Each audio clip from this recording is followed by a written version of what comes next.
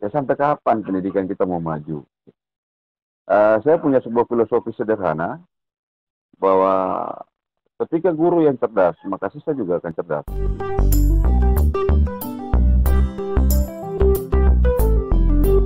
Tombol merahnya diaktifkan, klik subscribe, kemudian diaktifkan juga notifikasi loncengnya supaya Anda mendapatkan informasi ketika kami memberikan video-video terbaru.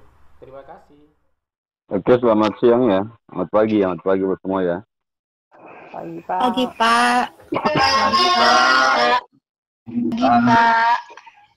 Iya, semalam saya otak-atik ternyata kalau mau share ini dari Firefox dia nggak mau, harusnya pakai Chrome baru bisa ini. Iya, Pak. Oke baik, tadi mungkin Ibu Dia udah menuntun Bapak Ibu sekalian ya dalam menggali kesulitan-kesulitan yang dihadapi dalam pembelajaran. Yang pasti menurut saya Bapak Ibu sekalian, PTK itu sesuatu yang simple. Gitu. Jadi jangan berpikir PTK itu sesuatu yang sulit. PTK itu sesuatu yang simple, sesuatu yang ibaratnya apa ya? Itu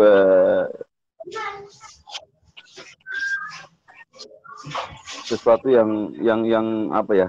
Yang merupakan makanan hari-hari Bapak Ibu sekalian. Gitu.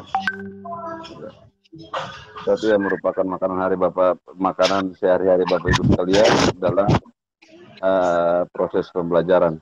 Gitu. Jadi Bapak Ibu sekalian berbicara soal PTK, yang harus dipahami adalah PTK merupakan sebuah tindakan yang dilakukan untuk mengatasi masalah dalam pembelajaran. Jadi masalah dalam pembelajaran itu harus dilihat secara baik, secara teliti, secara bijaksana oleh Bapak Ibu sekalian.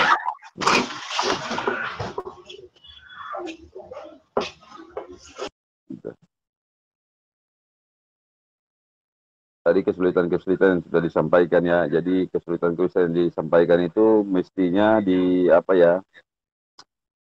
disikapi secara baik. Dalam artian gini, Anda sebagai guru ya, Anda sebagai guru dalam proses pembelajaran, Anda harus tahu bahwa dalam proses pembelajaran itu ketika Anda mengajar, Anda mampu melakukan yang namanya self-efikasi gitu, efikasi diri atau sebuah refleksi dalam proses pembelajaran. Sudahkah Bapak Ibu lakukan itu belum? Gitu. Ketika Anda ngajar, kesulitan, misalnya Anda sebagai seorang guru, kalau memang kelas rendah, memang rata-rata banyak kesulitannya gitu. Kelas rendah, dari mereka belum memahami bagaimana belajar membaca, menulis dengan baik, misalnya di kelas 1, gitu. Ketika awalnya Anda membelajarkan mereka gimana menulis, gitu, itu juga sulit. Gitu. Kalau mereka di rumah itu sudah dibekali dengan orang tua, lingkungan keluarga yang membelajarkan mereka soal membaca dan menulis, itu Anda tinggal melengkapi, kalau tidak juga repot. Gitu.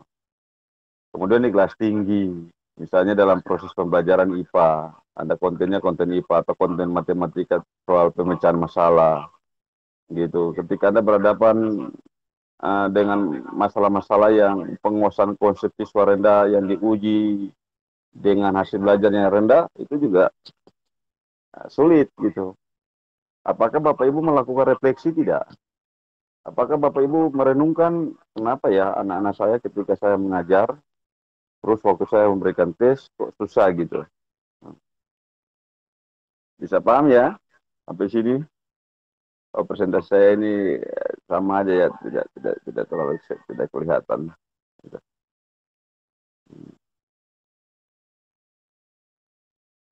Gitu. PTK itu nanti Anda juga berhubungan dengan penulisan-penulisan apa namanya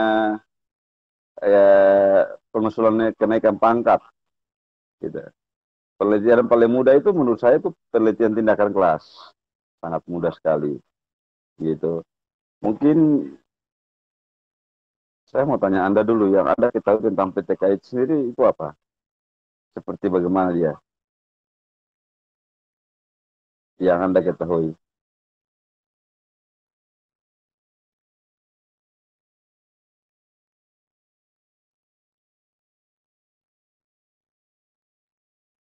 Ini Bisa kami Pak, jelaskan? Nah, Pak Ramli silakan. ya mohon maaf sebelumnya Pak karena ribut kebetulan di dekat sekolah ada pengantin. Hmm. Kalau PTK itu yang setahu saya PTK itu diawali dengan sebuah permasalahan yang dialami guru di dalam kelas. Nah dari situlah guru mencari solusinya seperti apa solusi yang terbaik dari permasalahan ini. Nah dari situlah berangkat dari situ makanya guru biasa melakukan sebuah penelitian yang dilakukan di dalam kelas. Itulah seperti itu anunya Pak, sehingga bisa ada penelitian PTK. Jadi pertama itu diawali dari sebuah permasalahan yang dialami guru dalam kelas. Oke. Semua harus dimulai dengan masalah ya. Gitu. Semua penelitian bukan sudah PTK, semua harus dimulai dengan masalah. Sekarang tanya Anda kembali. Menurut Anda apa itu masalah? Kendala atau apa ya Pak yang dialami guru di dalam sebuah permasalahan, entahkah itu yang berkaitan dengan keaktifan siswa atau dengan apalagi namanya ketercapaian KKM yang sudah ditentukan oleh guru. Oke, Bu Trias, apa itu masalah? Sesuatu keadaan yang belum sesuai dengan diharapkan, Pak. Suatu keadaan yang belum sesuai dengan harapan. Iya, Pak. Pak Tasmin, baik ya jawabannya. Pak Tasmin?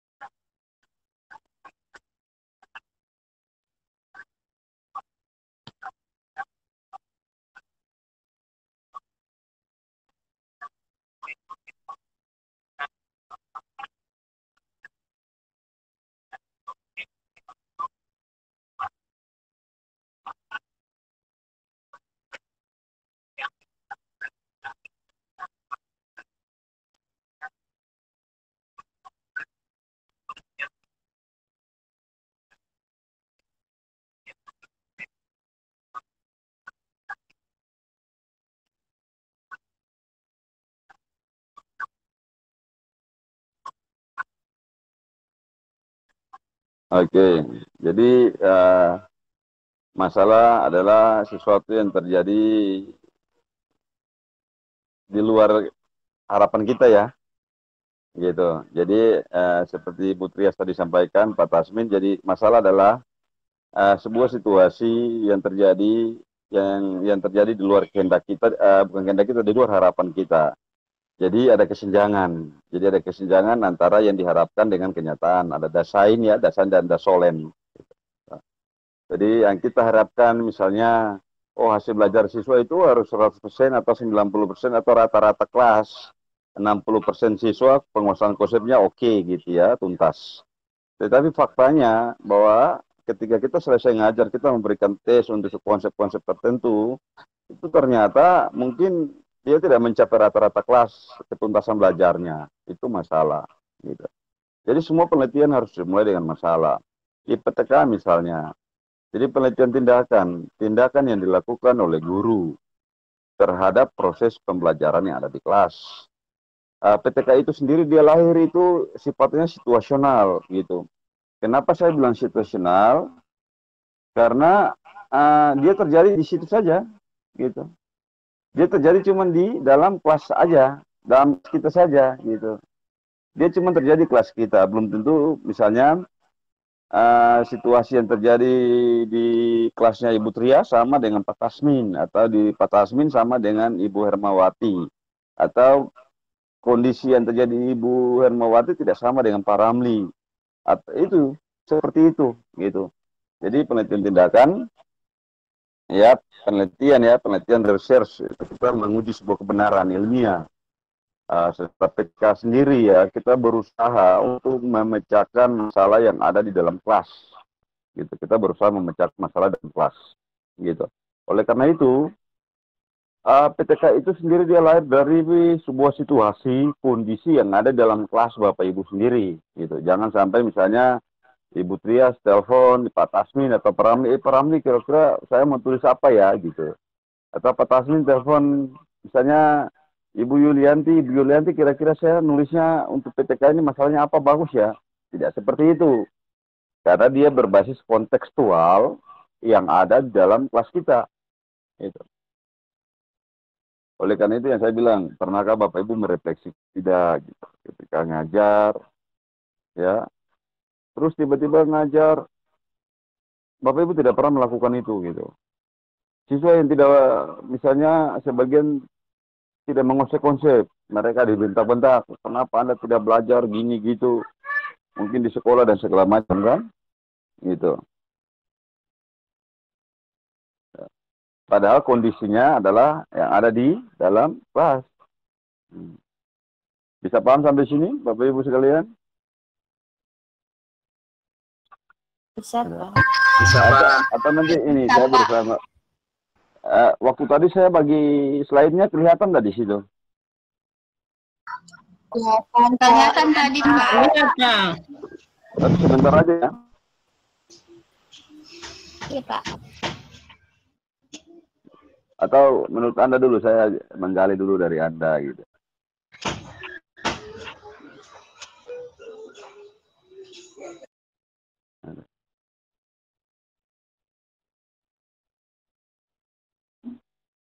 Atau kalian mau bertanya apa dulu?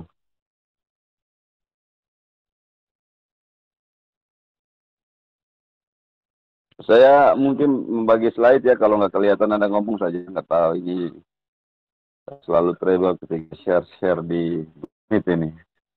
Laptopnya udah minta baru nih, tapi selera saya tinggi. Jadi kalau membeli misalnya atas yang saya sudah tanyakan ya sekitar 14 jutaan itu.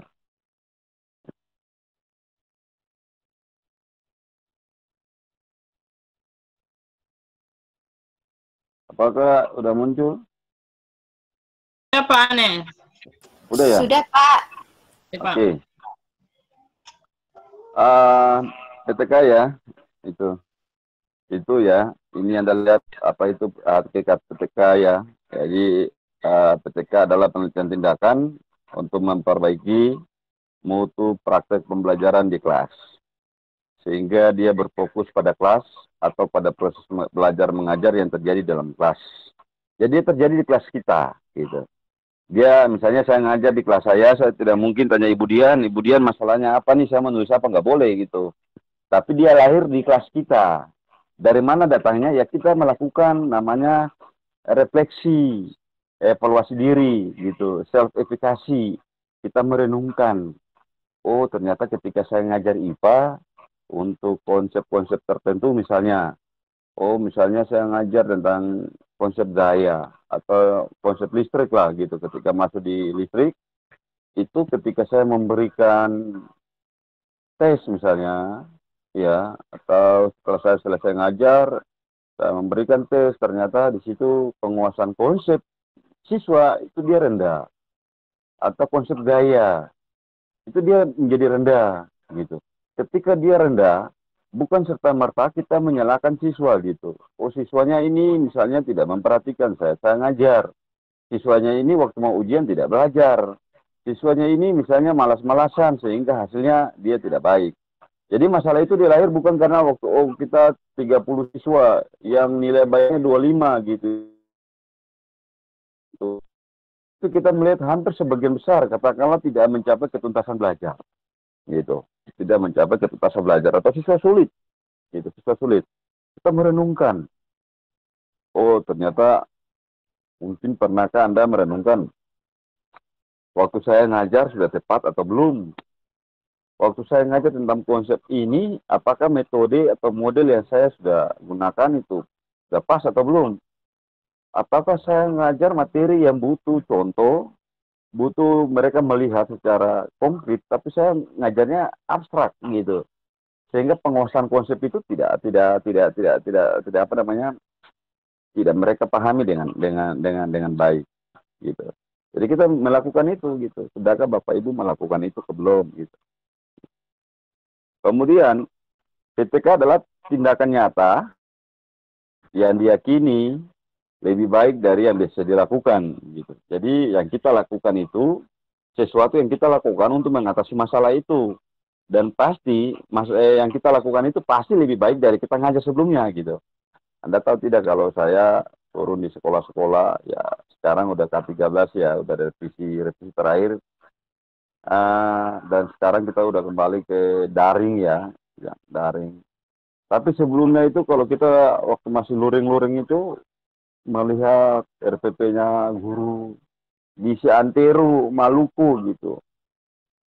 Model yang digunakan hanya metode ceramah, tanya jawab, diskusi, penugasan, sebatas itu. Tidak lagi mereka melakukan inovasi-inovasi pembelajaran yang bisa meningkatkan kualitas pembelajaran itu sendiri gitu. Dia repot gitu. Jadi guru itu cuma tahunya ngajar. Setelah ngajar mereka pikir ini udah tanggal berapa ya, udah gajian belum ya gitu. Oh ternyata saya belum gajian gitu. Oh gaji saya udah dipotong kredit habis misalnya. Gaji saya udah. Jadi mereka udah nggak fokus memikirkan apa yang mesti mereka pikirkan gitu.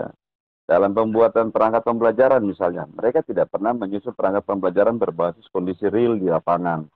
Berdasarkan fakta, berdasarkan sebuah evaluasi diri, tapi ya sistem copy paste gitu. Oh ya ini bagus punya teman, ini sekolah A gitu, tinggal ganti kopnya ya udah gitu, menyesuaikan sedikit ya udah gitu. Ya sampai kapan pendidikan kita mau maju?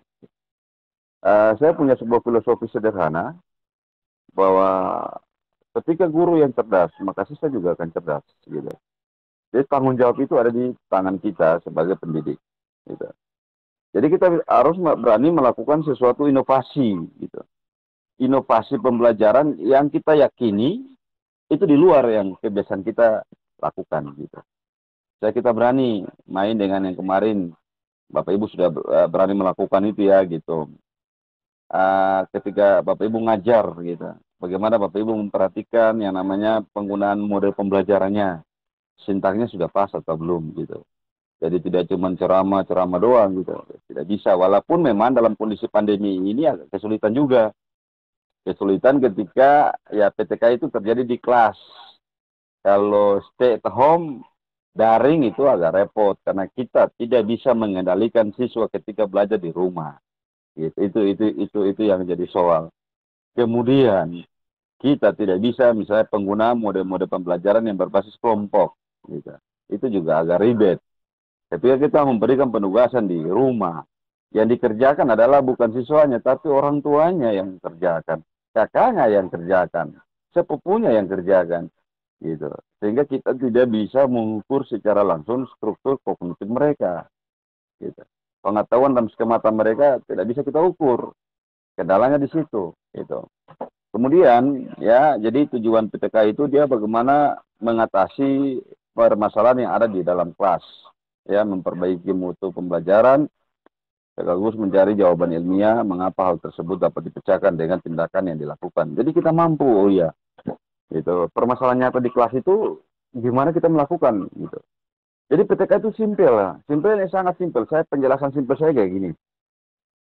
Ketika kita ngajar, ya, di kelas, oh ternyata misalnya untuk kompetensi bahasa. Siswa disuruh membuat puisi misalnya. Ternyata sebagian besar siswa itu masih sulit membuat puisi misalnya. Kira-kira apa sih yang model apa sih yang cocok, yang bisa memacu siswa, mengkonstruksi struktur kognitif mereka untuk mereka bisa membuat puisi gitu.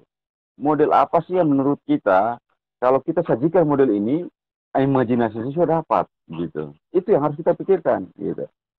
Gitu kan, tidak semua Bapak Ibu ketika ngajar untuk puisi misalnya gitu susah ya gitu untuk siswanya gitu. Kemudian ini ya perbedaan misalnya yang tadi saya sampaikan, ada beberapa aspek perbedaan PTK dengan penelitian lain dari aspek masalah misalnya. Untuk penelitian PTK itu hasil amatan sendiri terjadi di kelas kita, dia tidak bisa kita gunakan dari kelas lain, tidak bisa. Dia tidak bisa kita ngambil dari sekolah lain, tidak bisa. kita yang alami sendiri, kita yang mengkaji sendiri, kita yang menganalisa sendiri. Oh iya, ternyata mungkin pembelajaran saya konvensional untuk materi IPA, konsep gaya dengan ceramah-ceramah doang, siswa tidak bisa memahami materinya dengan baik. Gitu. Oh iya, saya gunakan metode kooperatif atau saya menggunakan inquiry misalnya. Salah satu model inquiry terbimbing. Ini dengan metode inquiry ini mungkin siswa bisa kerja ya dengan tujuan memecahkan masalah di bawah tuntutan guru misalnya. Ataukah saya menggunakan model kooperatif yang lain, picture and picture gitu. Saya menampilkan gambarnya bagaimana mereka sebenarnya menyusun merangkai gambar itu menjadi sebuah kesatuan misalnya, mempermudah mereka memahami materi gitu. Kemudian untuk tujuan di PTK itu kita tidak gunakan statistik gitu, kita tidak menguji hipotesis gitu ya, tetapi kita hanya memperbaiki kondisi yang terjadi dalam kelas, peningkatan hasil belajarnya itu. Gitu. Kalau penelitian konvensional atau eksperimen itu pasti uji hipotesis, ada generalisasi di situ, ada eksplanasi di situ. Tetapi di PTK tidak bisa digeneralisasi, maksudnya seperti ini. Penelitian yang dilakukan di Butris misalnya tidak bisa hasilnya itu serta-merta itu dibilang baik jika digunakan di kelas yang Peramli atau di kelasnya Peramli. Oh iya, ternyata saya menggunakan metode problem solving itu dapat memecahkan masalah matematika, dapat mengatasi pembelajaran di masalah matematika misalnya di konsep pecahan desimal atau pecahan ya gitu. Tetapi tidak serta-merta model ini bisa dipakai di kelasnya Ibu Yulianti, tidak bisa. Dicoba dulu baru oh iya ternyata bisa gitu. Kalau penelitian eksperimen itu bisa digeneralisasi, oh ternyata model pembelajaran problem solving itu berpengaruh terhadap hasil belajar matematika. Itu orang lain bisa gunakan itu sebagai contoh, sebagai dasar, karena itu kita ada uji hipotesis menggunakan statistik. Jadi bisa digeneralisasi. Itu perbedaannya. Kemudian dari manfaatnya itu dapat mati ya, ketimbang yang penelitian non-PTK. Dia mati artinya hasil belajarnya langsung meningkat, digunakan dalam pembelajaran. Gitu. Jadi kemudian dari segi teori, itu sebagai dasar pemilihan aksi. Hanya dia sebagai dasar untuk kita melakukan tindakan. Dari metode, itu dia langkah kerja cenderung siklus ya, siklik atau siklus.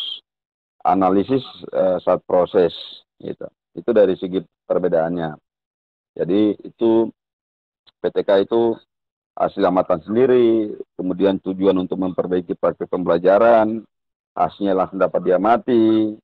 Kemudian teori itu dasarnya adalah teori, kemudian langkahnya bersifat siklus gitu. Dia siklus artinya dia berkesinambungan, ulang-ulang gitu kan. Siklus itu kan ulang-ulang gitu. Gitu. Dia bersiklus gitu. Ini ya, kemudian penelitian tentang kelas itu dilakukan oleh guru gitu. Dilakukan oleh guru, tujuannya meningkatkan hasil belajar. Ya, praktek pembelajarannya meningkat, hasilnya juga meningkat gitu. Kemudian ini ciri PTK ya, itu ada kolaborasi peneliti dengan praktisi. Kemudian fokus pada pemecahan masalah praktik. Kemudian upaya meningkatkan mutu profesional, kegiatan pengembangan profesi. Jadi Anda kalau guru, ya mungkin Ibu Dia sudah lewati itu. Ketika Bapak Ibu sebentar nanti peningkatan naik pangkat, yang bagian yang diminta pertama itu penelitian tindakan. Gitu. Itu yang repot gitu. Jadi pengembangan profesi ya, ada kolaborasi peneliti dan praktisi misalnya. Jadi PTK itu ada kolaborasi, misalnya Anda guru, Anda bisa kolaborasi dengan teman atau misalnya dengan dosen gitu. Itu harus ada kolaborasi, sifatnya kolaborasi kerjasama. Sehingga penelitian tindakan itu, misalnya Anda guru matematik, Anda bisa kolaborasi dengan sesama guru yang ngajarnya matematik. Walaupun di SD itu guru kelas, tapi terkadang oleh kebijakan kepala sekolah, oh iya Pak Ramli ngajarnya yuk, ya ke matematika yuk aja ya, apply kelas tinggi ya. Dan kebanyakan saya lihat implementasi K13 yang berbasis tematik, tapi ketika kelas tinggi itu ngajarnya pisah gitu. Kontennya biar dapat. Gitu. Kemudian ya, ini Anda lihat juga ada ciri juga, ada unjuk kerja, siswa sesuai pedoman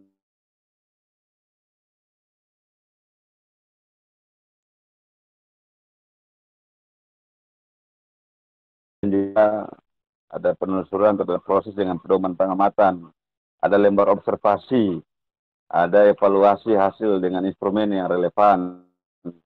Kemudian keberhasilan tindakan dilakukan dalam bentuk refleksi yang melibatkan siswa yang dikenai tindakan atau siswa yang terlibat dalam tindakan. Hasil refleksi harus terlihat dalam perencanaan kayak gini ya. Biar Bapak Ibu mudah memahaminya gitu. Karena saya diingatkan oleh admin ya, kemarin ada juga mahasiswa yang sudah duluan jalan itu mereka karena bingung ya udah download aja gitu, udah masukkan aja gitu. Makanya ya sama salah semua gitu. Tinggalnya di Makassar ya, tapi yang download itu proposal nama semua beda-beda itu yang mereka download langsung instan di Mr. Google. Ketahuan kan, dengan menyusahkan diri sendiri sebenarnya. Oke, simpelnya begini, PTK itu dia bersiklus, seperti Bapak Ibu mengajar di sekolah, aktivitas Bapak Ibu yang Bapak Ibu tiap hari lakukan gitu. Jadi PTK itu dia bersiklus, gitu. Siklus ya, gitu. Jadi ada siklus 1, siklus 2, tergantung berapa banyak siklus, minimal 2 siklus. Satu siklus belum tuntas, lanjut ke siklus 2. Gimana Pak kalau siklus 1 udah tuntas? Gak mungkin siklus 1 tuntas. Siklus 2, oh iya, mungkin bisa. Gitu. Kalau 2 udah tuntas, perlu ketiga? Tidak perlu kalau udah tuntas. Gitu. Jadi siklus itu dia bersiklus ya. Dia bersiklus, masing-masing siklus tetap punya tahap yang sama. PTK itu dia bersiklus mulai dari planning ya. Planning, kemudian action, kemudian observasi dan refleksi. Jadi ada 4 tahap itu. Jadi ada rencana ya, planning, perencanaan, kemudian tindakan, action, kemudian observasi dan refleksi gitu. Jadi 4 tahap ini gitu. 4 tahap ini dia seperti apa? Jadi ketika kita sudah dapat itu, kita sudah dapat masalahnya, kita sudah cara mengatasinya, kita menggunakan model A misalnya. Terus apa yang kita lakukan gitu? Ya kita ngajar gitu. Semua harus tergambar gitu dalam perencanaan kita. Gitu. Jadi di perencanaan itu apa saja?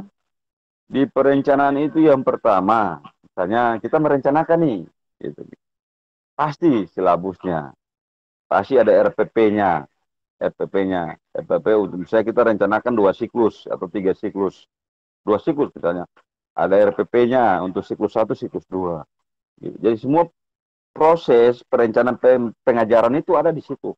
Jadi ada silabusnya, ada RPP-nya, RPP siklus 1, siklus 2. Kemudian setelah RPP, ada LKPD-nya, LKPD siklus 1, LKPD siklus 2. Kemudian ada apa lagi? Ada bahan ajarnya, bahan ajar siklus 1, bahan ajar siklus 2. Ada apa lagi? Ada instrumen penilaian. Instrumen penilaian untuk siklus 1 dan instrumen penilaian untuk siklus 2. Itu tempatnya di mana? Di perencanaan. Gitu. Di mana tempatnya kalau kita buat proposalnya? Di lampiran tempatnya. Gitu. Kita menyusun proposalnya, itu lampirannya, itu terisi dari bahan-bahan yang ada di perencanaan itu. Kemudian apa yang ada di tindakan? Ya tindakan kita ngajar. Kita ngajar apa yang sudah kita rencanakan. Gitu. Yang pasti di perencanaan ini kita menyusun rencana pembelajaran kita untuk mengatasi masalah yang sudah kita identifikasi tadi. Dengan model yang kita sudah ambil, kita sudah pilih gitu, yang sesuai dengan karakteristik materi. Tindakan itu ya kita ngajar. Gitu. Satu siklus berapa pertemuan gitu. Menurut saya satu siklus minimal 4 pertemuan atau maksimal 4 pertemuan, 2 pertemuan tidak bisa. Gimana kita mau mengurai tuntas sebuah model pembelajaran dengan tuntas kalau cuma ketemu hari ini, ketemu besok kita kasih tes, nggak bisa. Ibarat apa ya? Anda pernah masak kangkung cabut ya, kangkung ca itu enak, sayur sejuta umat gitu. Ketika Anda masukkan kangkungnya, ya kalau orang tumis kangkung ca itu kan pertama Anda taruh wajan atau tacu itu ya, wajan, Anda panaskan, Anda siram minyak kelapa, ya, minyaknya panas, Anda masukkan bumbu-bumbunya itu, ya. Setelah bumbunya Anda aduk udah merata, Anda masukkan kangkungnya. Setelah kangkungnya Anda masukkan, ya, Anda aduk lagi gitu. Jadi kalau misalnya Anda pas masukkan kangkung, Anda ngaduk sekali dua kali, Anda ngangkat, ya kangkungnya belum matang gitu. Pasti belum matang, belum tercampur menjadi satu. Dia sama dengan kita ngajar. Kalau kita ngajar satu pertemuan, terus pertemuan besok kita kasih tes, ya seperti itu kangkung cabu yang ditumis baru sebentar udah diangkat, nggak merata dia, kita nggak tahu itu hasilnya seperti apa gitu.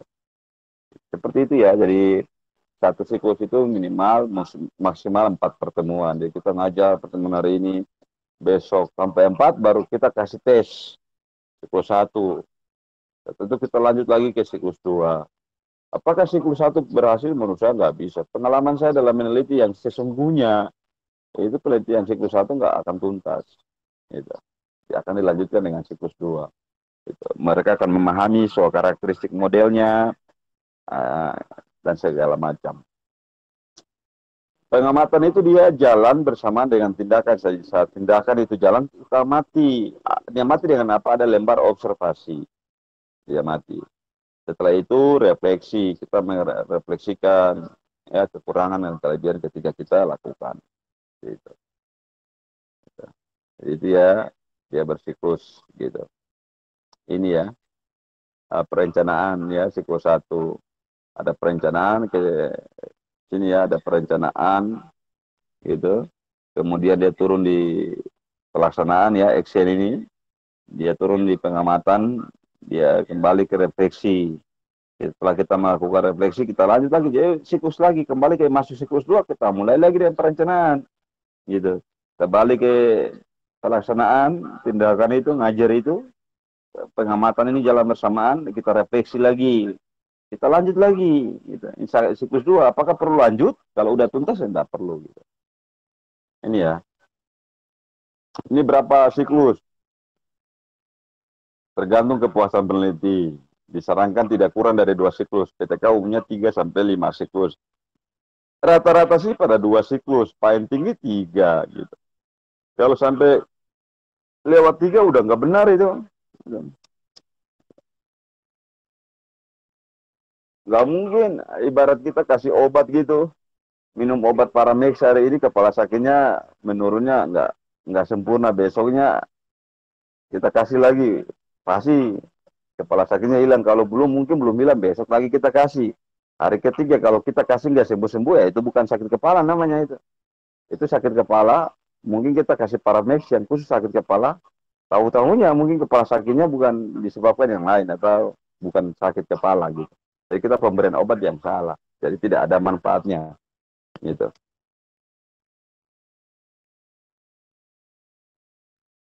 Ya, jadi disarankan tidak kurang dari 2 siklus. Gitu. Anda lihat ya, masalah yang menarik ya. Metode mengajarnya, ya kan? Gitu. Kemudian strategi, ya masalah penelitian yang menarik ya, penelitian tindakan.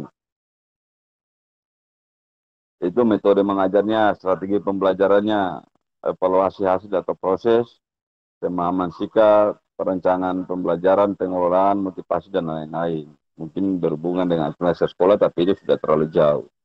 Gitu. Kemudian syarat ini ya, fokus PTK ya. Gitu.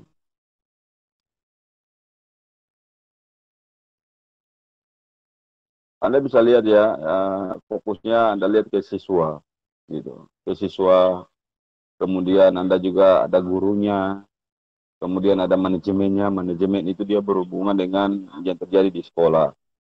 Kemudian gurunya, ada tujuan kurikulum, ada sarana prasarana, ada hasil. Jadi semua itu pasti berhubungan. Dia berhubungan dengan sarana prasarana. Anda ngajar IPA misalnya, berhubungan dengan IPA misalnya. Tahu-tahunya KIT tidak ada misalnya. Tahu-tahunya kita butuh untuk materi pengukuran. Kita punya jangka sorong nggak ada. Kita punya mikrometer stroke tidak ada. Kita pengen tunjukkan kerangka manusia, kita punya torso tidak ada. Jadi itu juga faktor-faktor yang mendukung ya proses fokus dari PTK. Latar belakang siswa juga penting untuk diketahui. Ya. Kita bisa menggali itu latar belakang siswa secara step by step, sehingga bisa mengetahui permasalahan yang sesungguhnya.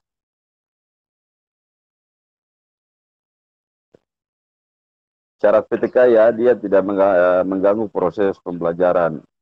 Belajar mengajar ya, tidak menyita banyak waktu, metodologinya tetap, mengikuti etika, bertujuan perbaikan profesi, dan masalahnya sederhana, nyata, dan tajam. Jadi masalahnya tidak perlu susah-susah gitu.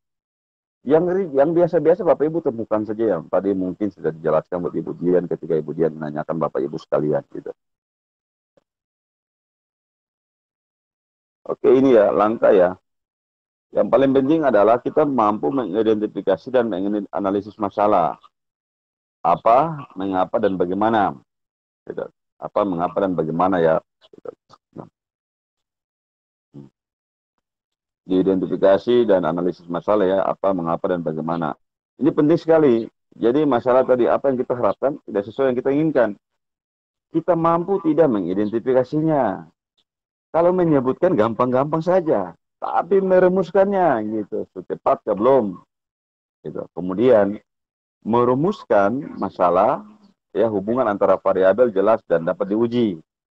Gitu. Kemudian merumuskan tindakan ya, ada alternatif yang dipilih dan bagaimana cara pengujiannya.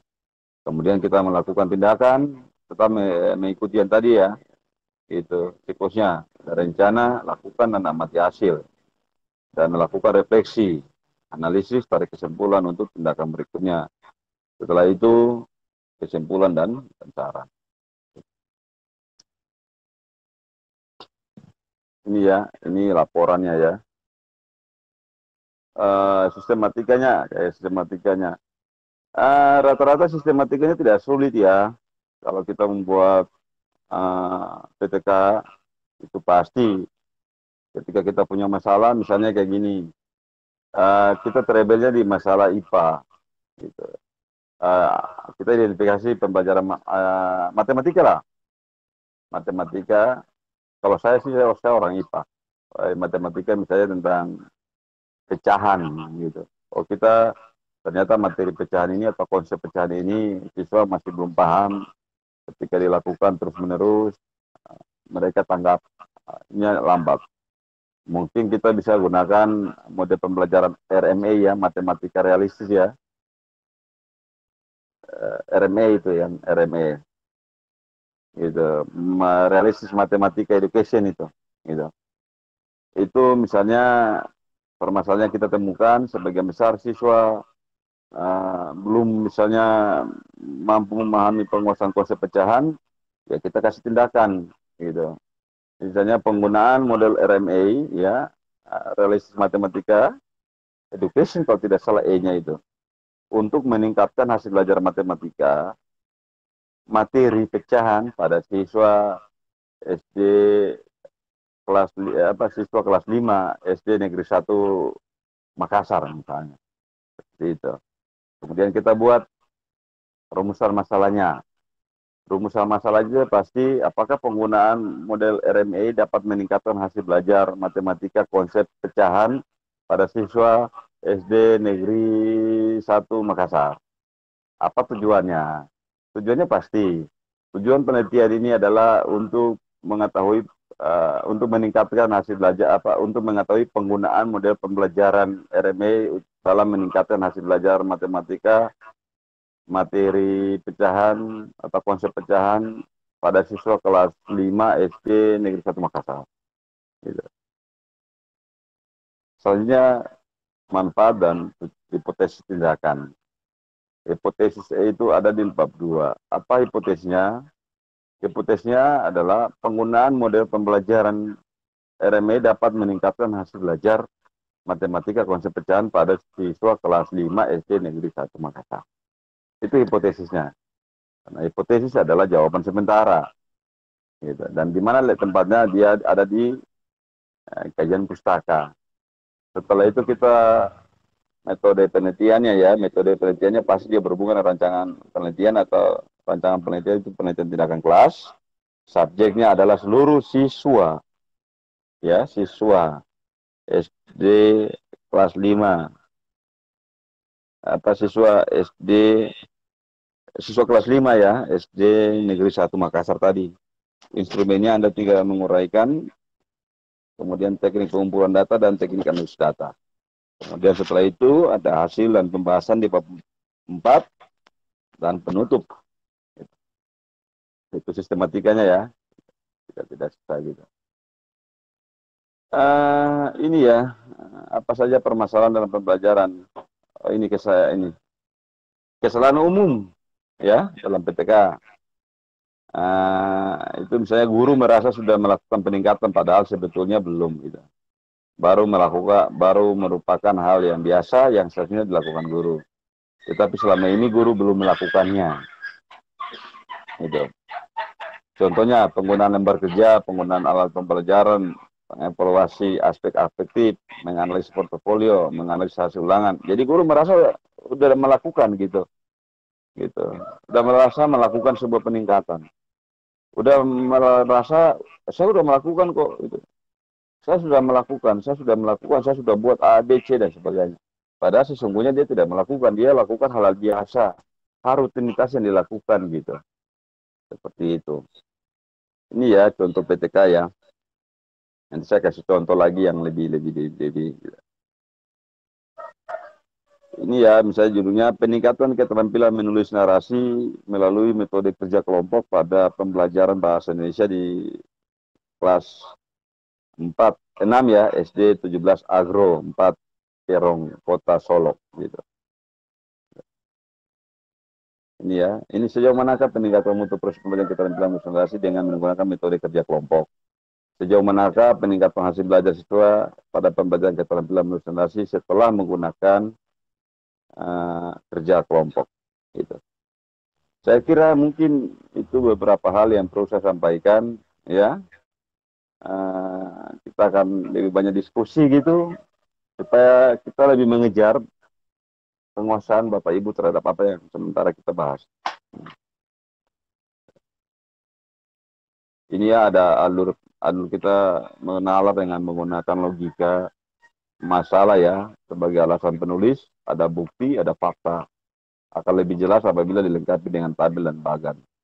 Artinya gini, ada fakta bahwa benar siswa di sekolah kita itu hasil belajarnya itu rendah.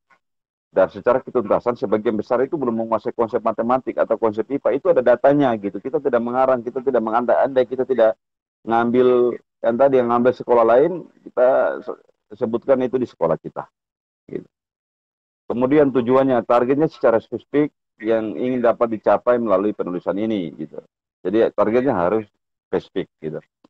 Karena PTK ini makanan saya gitu, jadi saya sangat menjelaskannya buat Anda biar cepat memahami. Gitu. Mungkin itu ya sekelas penjelasan saya. Sehingga gini, dalam web meeting ini, mumpung kita masih bersama ini, kita masih bisa menggali, waktunya bisa santai, break misalnya beberapa menit gitu, jangan lupa ingatkan jam sholat.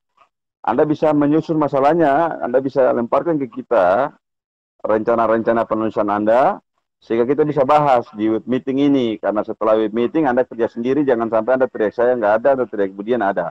Itu saja atas perhatian Bapak Ibu, saya kembali ke Ibu Dian, terima kasih. Silakan yang mau bertanya. Izin Pak. Terkait dengan pembuatan RPP ini Pak, tadi disebutkan bahwa harus di sekolah masing-masing. Apakah ini akan berhubungan nanti dengan RPP yang sedang kita buat, Pak?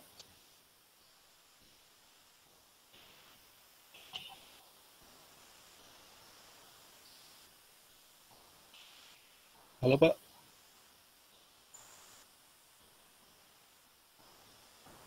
Ya, konteksnya kan di kelas kita ya, Pak Ode. Jadi kalau PTK itu, sebentar saya jelaskan dulu. PTK itu masalah di kelas kita. Masalah pembelajaran yang kita alami saat kita ngajar.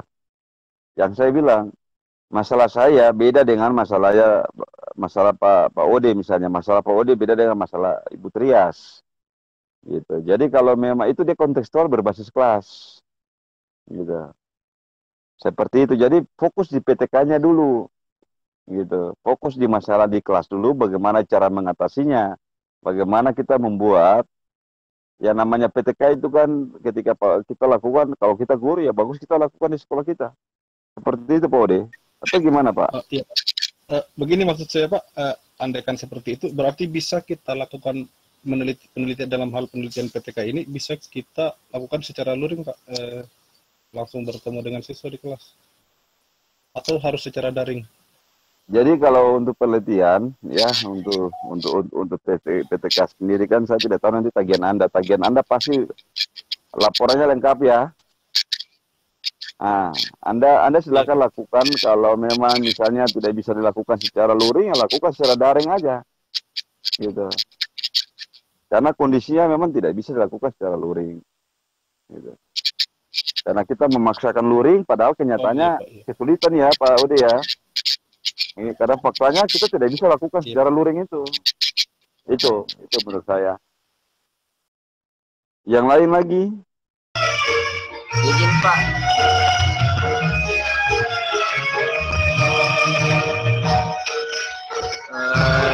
Saya ingin bertanya Pak. Mesti Bapak lebih kuat dari suara Bapak. Iya betul Pak, karena pas dekat sekali dari sekolah Pak. Saya mau bergeser tapi HP laptop lempar, jadi kapan dibuka casnya langsung mati. Iya, saya maksa dengar aja nggak apa-apa atau nanti. Iya, saya lanjut Pak ya. Pak, kebanyakan itu contoh PTK Pak yang pernah saya lihat itu kan biasanya dia berfokus pada satu mata pelajaran, misalnya meningkatkan hasil belajar matematika dengan penerapan model pembelajaran ini. Nah, sekarang kan kita ini Pak K13 itu berbasis yang tematik itu Pak. Kan di dalamnya itu termuat beberapa mata pelajaran. Nah, terus bagaimana nanti Pak kalau kita ingin membuat PTK-nya? Apakah harus berfokus dalam tematik juga atau hanya fokus pada satu mata pelajaran Pak? Terima kasih Pak. Ya, baik. Menurut saya memang betul yang tadi saya sampaikan. Bahwa kita kan tematik, ya kan? Kita tematik. Gitu. Tetapi alangkah baiknya itu kita cari kelas tinggi, kita fokus. Ya, untuk kepentingan ini kita fokus di kelas tinggi, kita fokus misalnya, pasti RPP-nya juga berbasis tematik, tapi nanti kita fokus kepada indikator-indikator misalnya ke IPA atau ke matematik gitu. Ke IPS. Kan dia bisa dia atau ke bahasa gitu. Ya kita fokus, kita tidak perlu cover semua. Karena setahu saya kalau di kelas tinggi itu kan ngajarnya itu mereka lebih terfokus oleh yang saya sampaikan itu, misalnya ke IPA ya. Konten IPA-nya diajar sendiri. Nanti guru yang ngajar itu dia ngajar IPS-nya ngajar sendiri, walaupun penyusunan RPP harus sesuai dengan itu tematik itu gitu. Supaya bisa terukur ya. Pak Ramli ya, saya nggak tahu di sana seperti apa. Iya, terima kasih. Ya. Terus itu Pak, kan ada RPP-nya itu Pak. Jadi apakah RPP yang kita siapkan sekarang ini itu yang di PTK-kan nanti atau kita yang rancang sendiri PTK-nya kembali? Ya, maksudnya RPP-nya kembali Pak. Oke, kalau mempermudah Anda, ya bisa saja, ya kan? Ini tergantung manfaat sebenarnya. Yang penting Anda paham soal PTK-nya, Anda paham soal bagaimana melakukan PTK-nya. Jika Anda merasa kerja yang lain itu juga memberatkan, ya bisa saja RPP yang Anda sekarang itu buat, Anda bisa gunakan saja. Demi kepentingan PPG ini dulu, yang penting Anda paham, oh iya, daripada saya membuatnya dari RPP sampai bahan ajar dan itu cukup banyak, pusing lagi kerja yang banyak di antara besok lagi, masuk lagi, besok lagi, misalnya hari ini, besok lagi kita udah lain dari PTK, kita udah masuk, ya kita meminimalisasi kesibukan aja gitu, kerja yang berat-berat. Ya, yang penting bisa memenuhi kewajiban untuk di PPG ini menurut saya, gitu. Ya kan? Kalau misalnya yang semestinya, ya Anda buat aja RPP sesuai dengan masalahnya. Kan simple it. Iya kan? Iya Pak, iya. Jadi ya anunya Pak, kan biasanya itu dalam satu siklus terdiri dari beberapa pertemuan. Nah kalau di sini ditekankan atau ada anunya Pak, bilang harus sekian pertemuan dalam satu siklus atau bagaimana Pak? Oke, dalam kita melakukan, biasanya orang melakukan penelitian tindakan, ada satu pertemuan sampai 3 siklus. Satu siklus misalnya ya, siklus 1 bisa 3 pertemuan, bisa 2, bisa 3, tapi maksud saya hindari yang 2. Ibarat kayak gini, kita tinggal taruh aja satu siklus, ada beberapa tujuan pembelajaran yang kita dapat selesaikan dia itu di pertemuan 1, pertemuan 2, pertemuan 3. Gitu, baru kita kasih tes untuk siklus 1. Itu lebih mantap datanya, lebih efisien, lebih profesional, lebih maksimal. Ketimbang hari ini kita ketemu singkat, besok kita ketemu, kita kasih tes, tidak akan selesai. Gitu. Dari fase-fase aja kita udah habis waktu gitu. Itu tidak mungkin dua. Kalau seorang peneliti dia tahu bahwa fakta di lapangan kalau saya lakukan tidak mungkin itu selesai dalam 2 pertemuan. Kecuali saya manipulasi data gitu. Tapi kalau realnya ya pasti lebih dari 2 pertemuan gitu. Ya minimal 3 sampai 4 pertemuan itu sudah menurut saya baik. Gitu Pak Ramli. Iya Pak, terima kasih banyak Pak. Ya, benar. Mungkin ada lagi yang lain. Soal PTK ya, gitu. Karena setelah ini, nanti di jam 12 ya, jam 12, jam 11 di sana, saya kasih waktu 1 jam itu, Anda mencoret-coret kira-kira masalah dan judul Anda langsung sampaikan di sini, Anda bisa berbagi di sini, kita kasih fix nanti sebelum tagihan Bapak Ibu nanti. Gitu. Yang masih ada butuh tuntunan, butuh hal yang belum dimengerti. Itu menurut saya seperti itu.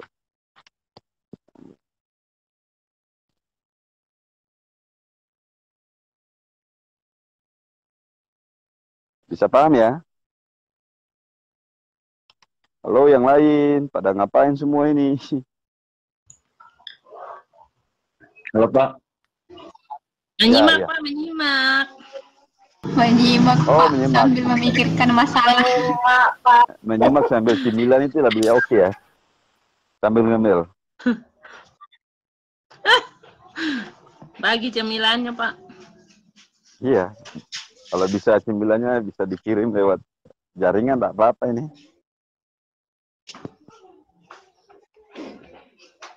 Ya ampun, Gojek saja Pak dosen. Benar, Gojek ya.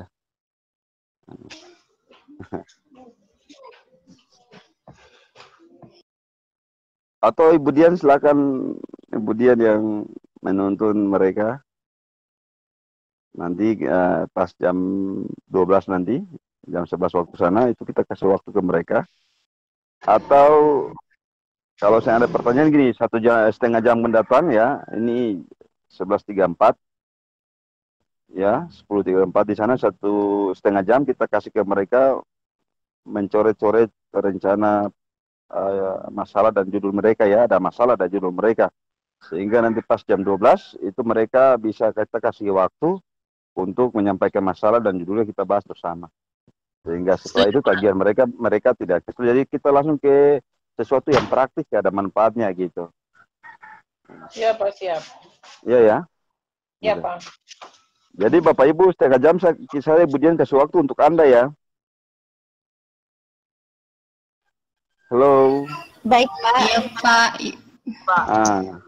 Jam 12 waktu Ambon ya, itu Anda sudah menyampaikan masalah Anda dan kira-kira ini masalah saya Pak, ini judul saya gitu. Oh ini Ibu Dian masalah saya, ini judul saya ini. Seperti itu ya. Iya Pak. Oke, thank you. Pak Ari bagaimana? Iya Pak. Iya Bu.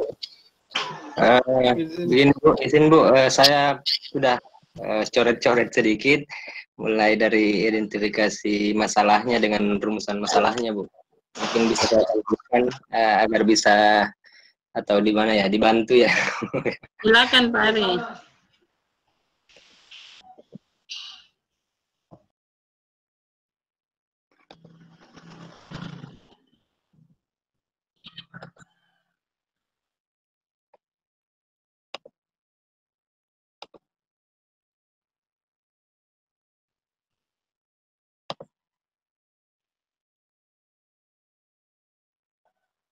Ya, jadi seperti ini Bu yang sudah saya buat. Bisa dilihat Bu. Halo. Bisa Pak Ari. Bisa Pak.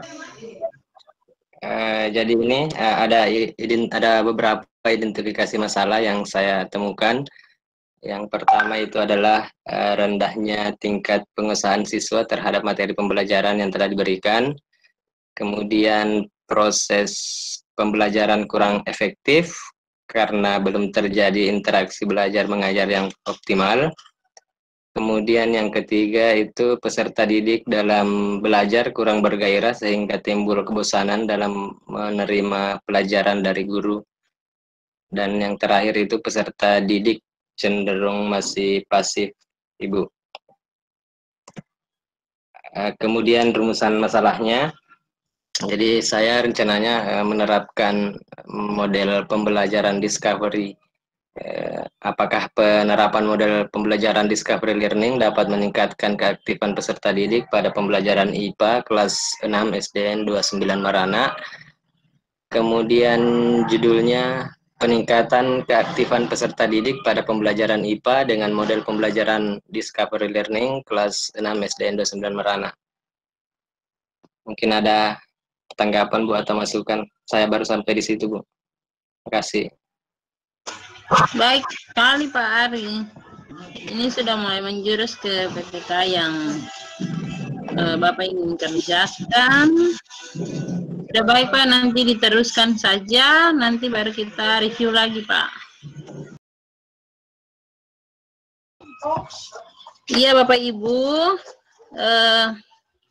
Nanti dilanjutkan saja sampai waktu menunjukkan jam 12 waktu Indonesia Tengah dan jam 1 waktu Indonesia Timur. Nanti silakan Bapak Ibu coret-coret dulu. Nanti kita bahas lagi jika ada Bapak Ibu yang sudah bersedia untuk menyampaikan hasil pekerjaannya, bisa menyampaikan dan ditampilkan untuk kita semua bisa melihatnya. Silakan bekerja dulu Bapak Ibu. Pak Ari, silakan lanjutkan Pak Ari. Iya Bu, makasih Bu. Ya.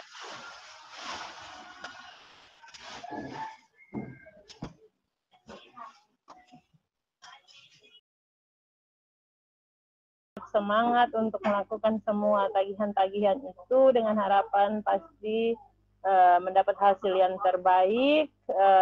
Tetap semangat untuk menjalankan seluruh tugas dan tanggung jawab. Saya akan menutup sesi kita hari ini. Semoga apa yang kita kerjakan di hari ini berguna untuk Bapak Ibu sekalian. Selamat siang dan Assalamualaikum warahmatullahi wabarakatuh. Selamat siang Bu. Waalaikumsalam warahmatullahi wabarakatuh. Terima kasih banyak Bu. Terima kasih banyak.